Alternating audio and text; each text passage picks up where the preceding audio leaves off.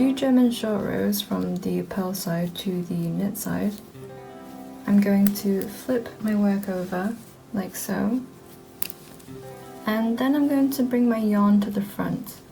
It doesn't matter which side you're on, you always need to bring your yarn to the front.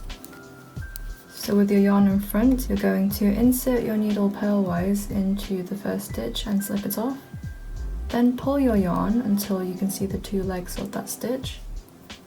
And because I'm on my knit side, I'm just going to carry on knitting.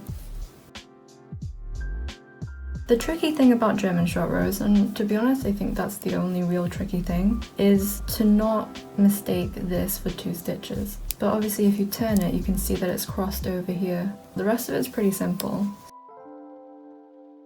Okay, so I've just finished knitting my row, and now I'm going to again flip my work over, and the yarn is already at the front, so that's great.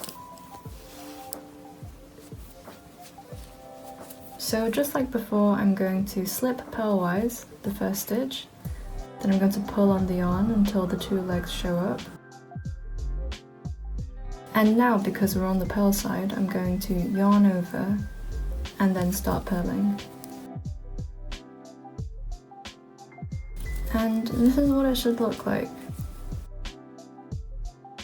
So it looks like the 2 stitches, but it's actually just the one.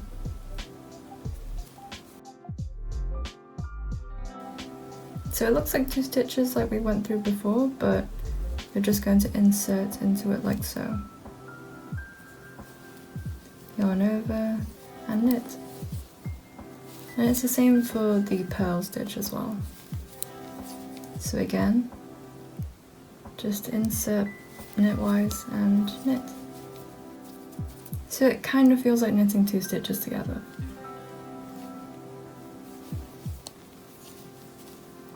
But you're not.